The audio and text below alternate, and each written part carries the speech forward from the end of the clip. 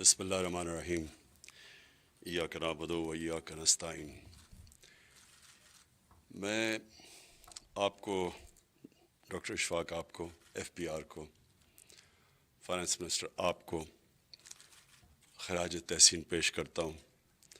کیونکہ یہ آپ نے ایک ایسا قدم اٹھایا ہے جو مجھے شک پڑنا شروع ہو گیا تھا کہ شاید ہمارے 5 سالوں میں کمپلیٹ نہ ہو، کیونکہ آپ نے جس طرح ڈاکٹر اشفاق بتایا 2008 سے آپ کوشش کر رہے ہیں، یا گورنمنٹس ہماری کوشش کر رہی ہیں، ایف پی آر کوشش کر رہی ہے کہ ہم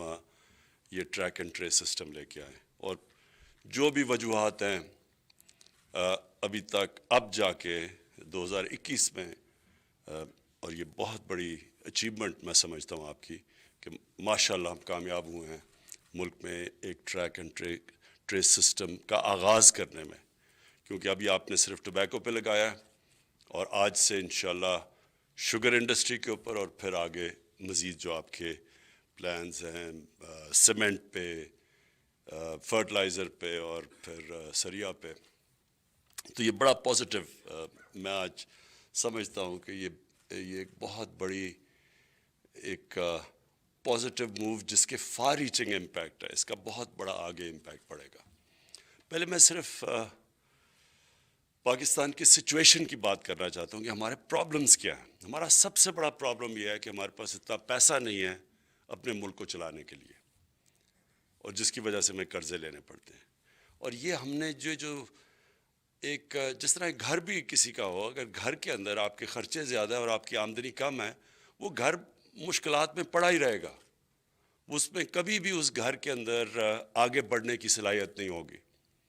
کیونکہ وہ جو پیسہ آپ کے پاس سیو کر کے جو آپ انویسٹ کرتے ہیں اپنی فیوچر کے لیے، وہ آپ کے پاس پیسہ ہی نہیں ہوگا کبھی بھی، اور یہ ہمارا مسلسل پرابلم رہا ہے پاکستان میں۔ اور میں نے اس کو اپنی، کیونکہ میری عمر تقریباً پاکستان جتنی ہے، تو میں نے بڑا اینالائز کیا کہ ہاں اسکینڈینیویا میں جاؤ، وہاں 50% tax G D P ratio ہے، اس سے بھی زیادہ ہے، وہاں لوگ ٹیکس دیتے ہیں، اسکینڈینیویا میں تو بہت ہی زیادہ ہے، اور پھر میں دنیا میں بھی پھرا ہوں، لوگ ٹیکس دیتے ہیں، یا ہمارا کوئی ٹیکس کلچر بنا ہی نہیں کبھی بھی، یعنی ٹیکس چوری کرنا ایک لوگوں کے لیے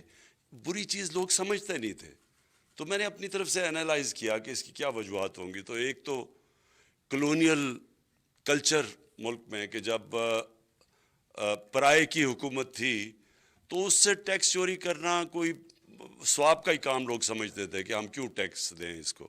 باہر سے کوئی حکومت آ کے ہمارا پیسہ اٹھا کے باہر لے کے جا رہے ہے، تو وہ ایک تھنکنگ تھی یہاں، جبکہ جو لوگ یہ سمجھتے ہیں کہ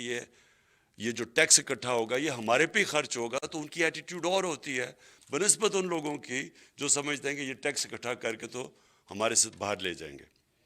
اور اس کے بعد پھر دوسرا پرابلم ہو، جب ہم آزاد ہو گئے تو تب بھی جو ہماری رولنگ ایلیٹ تھی اس نے کبھی بھی پاکستان میں ٹیکس کلچر ڈیولپ نہیں ہونے دیا، اس لیے کہ وہ اپنا اور لائف سٹائل تھا، لوگوں کے ٹیکس کے پیسے پہ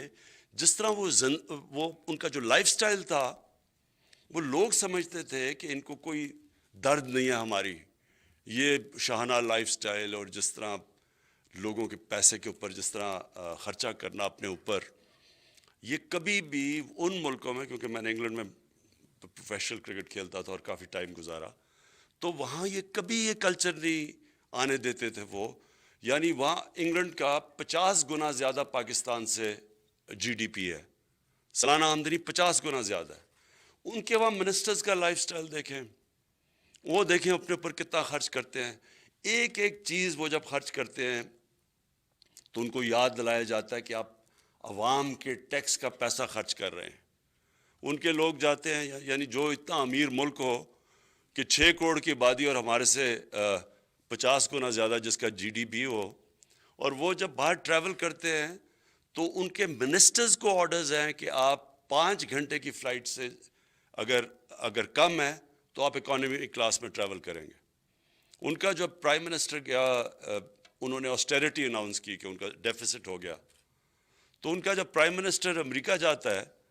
تو وہ امریکن ایمبیسی کے کمرے میں ٹھہرتا ہے کہ ہمارا خرچہ نہ ہو ہوٹل کے اندر۔ اور میں اب آپ کو کیا کہانیاں سناؤں کہ جو خرچے کیا ہمارے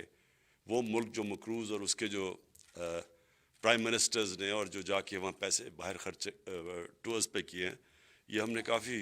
دکھایا بھی ہے کہ 10 گنا زیادہ، جس پہ میں بڑے کمفرٹیبلی گیا، میں بھی انہی ٹرپ پہ، تو 10 گنا زیادہ خرچہ کیا انہوں نے اس سے، آج سے 10 سال پہلے. سو جب ایک حکمران کوئی یہ ہو ہی نہ کہ میں لوگوں کا ٹیکس کا پیسہ خرچ کر رہا ہوں، تو لوگ بھی پھر اس حکومت کو ٹیکس نہیں دیں گے، وہ کلچر نہیں ڈیولپ ہوگا. مجھے یونیورسٹی سے یاد ہے انگلینڈ کے اندر کہ یونیورسٹی میں اسٹوڈنٹس بھی کہتے تھے کہ یہ ہمارا ٹیکس کا پیسہ ہے، یہ ہمارا ٹیکس کا پیسہ غلط خرچ کر رہے ہیں. تو ایک عوام بھی کانشیس تھی، اور پھر جو حکومت کرنے والے تھے وہ بھی سارا وقت ان کو پتہ تھا کہ ہم اکاؤنٹیبل ہیں عوام کے لیے، جس طرح ہم ان کا ٹیکس کا پیسہ خرچ کرتے ہیں. تو اس 2 وجوہات سے ہمارا ٹیکس کلچر ہی نہیں ڈیولپ ہوا. لیکن اب جدھر ہم پہنچ گئے ہیں، ہمارے لیے اتنا ضروری ہے کہ اس ملک میں ٹیکس کلچر ڈیولپ ہو، کیونکہ اب ہماری جو ملک کی سسٹینیبلٹی ہے وہ ایٹ سٹیک ہے. ہم ایسے چل ہی نہیں سکتے آگے. اب ایک قرضے لے لیے اتنے پچھلے 2008 سے اور 2018 کے بیچ میں 4 گنا زیادہ پاکستان کا قرضہ بڑھا ہے. یعنی یہ میں کئی دفعہ حیران ہوتا ہوں کہ ان لوگوں کو تو سزائیں ملنی چاہیے اس وقت کہ آپ نے کیسے 6 ٹریلین سے 10 سالوں میں پاکستان کا قرضہ لے گئے آپ 30 ٹریلین پہ. کوئی بڑے کام نہیں، کوئی ڈیمز نہیں بنی، کوئی انفراسٹرکچر پروگرامز نہیں ہوئے چلے جس سے آمدنی بھی ہوتی. اور اس ملک میں جب آپ نے اتنا قرضہ چڑھا دیا تو اب ہماری حکومت کا کیا چیلنج ہوا کہ اب انشاءاللہ ریکارڈ ٹیکس کلیکشن. اور میں پھر F B R doctor Ashfaq آپ کی ٹیم کو مبارک دیتا ہوں، خراج تحسین پیش کرتا ہوں جو آپ کی ریکارڈ ٹیکس کلیکشن ہوئی ہے. لیکن ریکارڈ ٹیکس کلیکشن انشاءاللہ 6,000 ارب تک انشاءاللہ ہماری امید ہے پہنچ جائے گی. تو 6,000 ارب میں سے 3,000 ارب تو چلا جانا ہے ان کے لیے ہوئے قرضوں کی قسطوں کے اوپر. تو سارا ملک کے لیے بچ جائے گا 3,000 ارب 22 کروڑ لوگوں کے لیے. تو وہ ہم ان لوگوں کو ہم نے ان کی صحت کا دھیان رکھنا ہے، ان کو ہم نے ہسپتال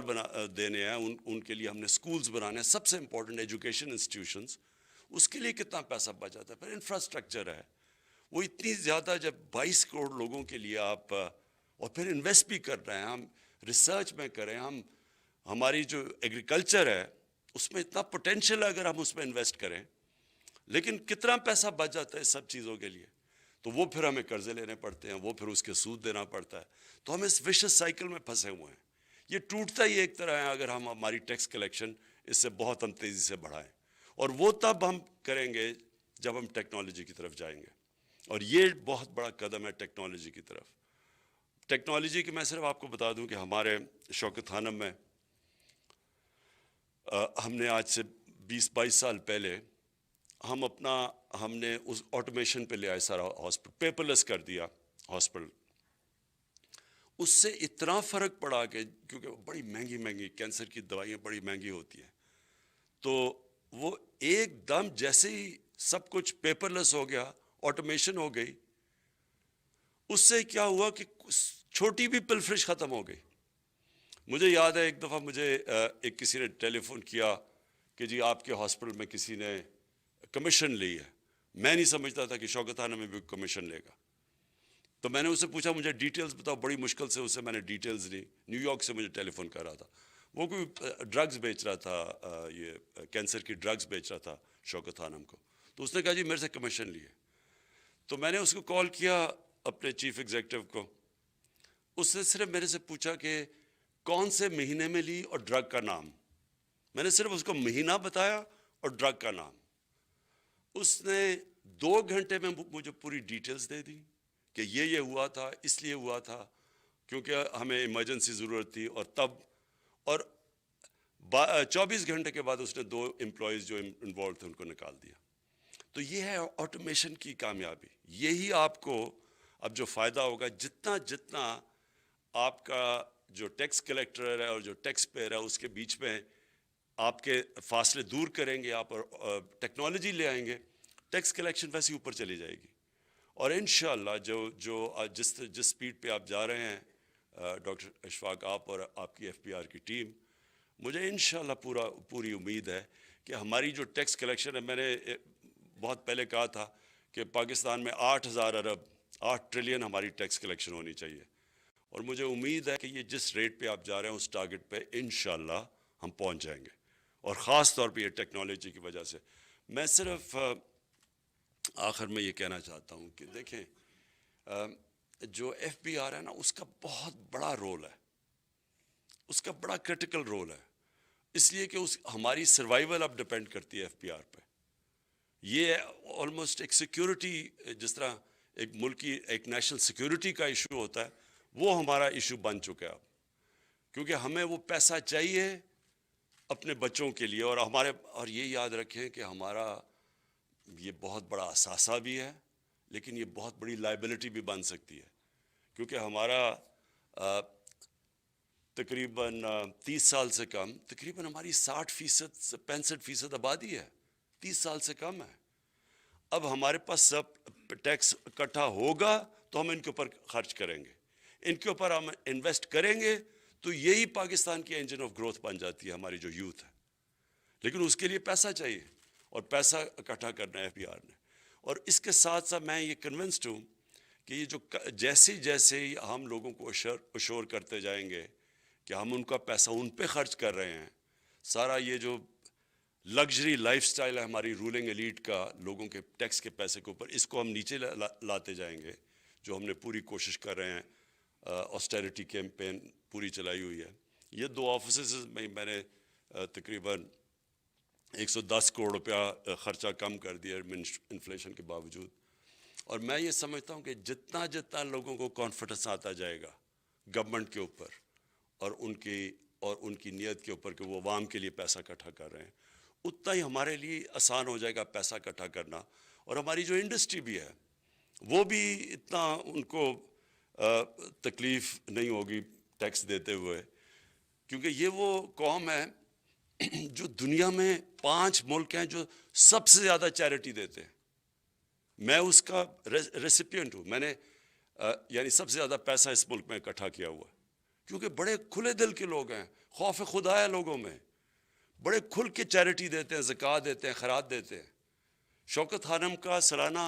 خسارہ کوئی 8-9 ارب روپیہ ہے، ہر سال پچھلے سے زیادہ پیسہ دیتے ہیں لوگ اگر ان کو اعتماد ہو، لیکن ٹیکس نہیں دیتے۔ تو ہم نے جس وقت ہم نے یہ لنک کر دیا کہ ان کی فیوچر اور ان کے ٹیکس کی کنیکشن ہم نے کر دی، کہ ملک کی خوشحالی، عوام کی خوشحالی، بچوں کی خوشحالی ٹیکس دینے پہ ہے، تو یہ جیسے یہ کنیکشن آ گیا، مجھے یہ پورا امید ہے کہ یہ قوم ٹیکس بھی دے گی، اور ہماری جو FBR ہے اس کی بہت بڑا رول ہوگا کہ وہ بھی یہ کانفیڈنس لوگوں کے اندر ریسٹور کرے کہ وہ جو ٹیکس اکٹھا ہوتا ہے وہ عوام کی بھلا کے لیے جاتا ہے۔ تو میں پھر سے آج آپ کو کانگریچولیٹ کرتا ہوں اس کا، اور انشاءاللہ میں مانیٹر کروں گا کہ انشاءاللہ اسے ہماری کتنی انکریز ہوتی رہتی ہے ہماری ریونیو میں ٹریک اینڈ ٹریس سے۔